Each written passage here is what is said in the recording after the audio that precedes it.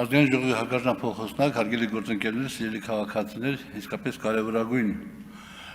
նախագիծ են քննարկում, ես որպես պատգամավոր վկայում եմ, որ Տիկին Ավանեսյանը մեծ ջանք է թափել, հսկայական աշխատանք է կատարել այս իմաստով, այս ոլորտում, այս բարեփոխումը տեղ հասցնելու համար, բայց ցավոք սրտի ես համենայնդեպս իմ տեսակետն է, որ այն ակնկալիքները, որ ունի Տիկին Ավանեսյանը, չեն արդարացվելու։ Փորձեմ հիմնավորել։ Նախ ես մի բան ասեմ, որ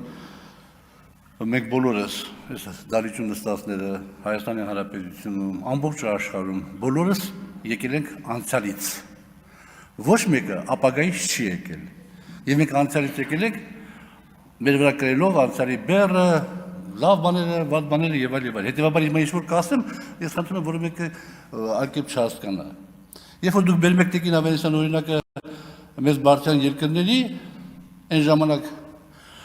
որ դուք ծնված եք, ես ապրում եի արդեն սովետական միությունում եւ այն ժամանակ էլ կային մեծ բարձրան երկրները։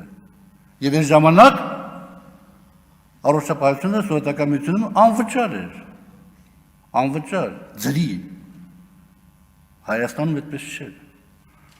Հայաստանում եթե փող չունենայիր, մեռնելու էիր։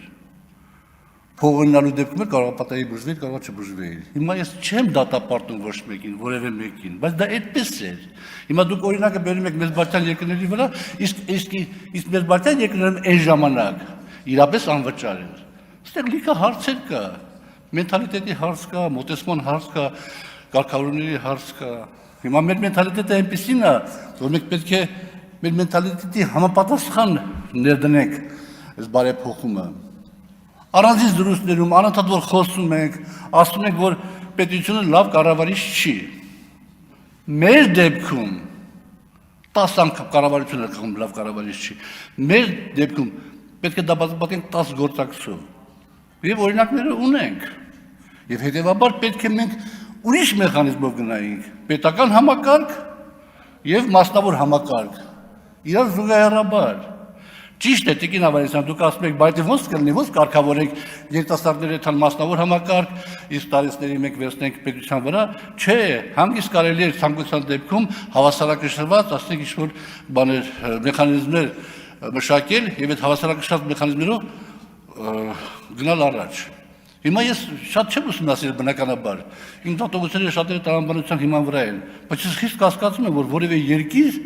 գնացել է այն ճանապարհով, որ հիմա մեկ է գտնում։ Կեսաթոշակառուներին, ասենք այդ անապահով խավին միանգամից ներգրավելով այդ համակարգի մեջ։ Դուք պատկերացնում եք ինչա տեղ ունենալու հունվարից հետո։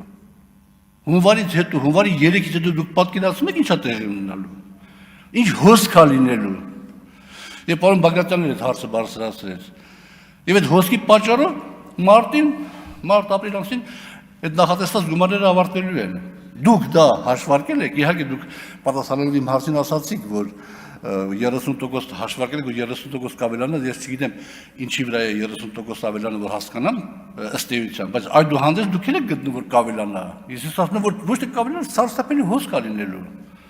Մարդիկ գալու են, որպեսզի օգտվեն այդ ծառայությունից։ Մեր առողջապահական համակարգը ի վիճակի է այդ ամեն ինչը բանանելու, սպասարկելու։ Այստեղ ես կարծում որ միջևեր հաշվարկված չի, մտածված չի այդ իմաստով, շատ կուզեի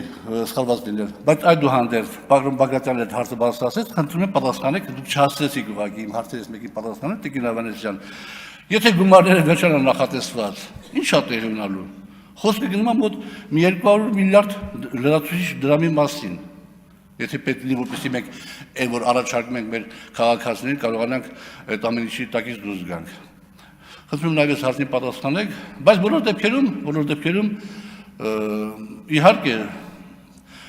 թեկուզ այն որ սկսում ենք, սա արդեն շատ կարևոր է եւ ընթացքում էլ եթե թերություններ լինի կամ ասենք անհրաժեշտություն լինի վաղը մյուս օրը փոխել այդ համակարգը միայն պետական հիմնադրամ եւ սարքել խառը, ապա փորձառությունը հաշվի կանենք, երևի հետագայում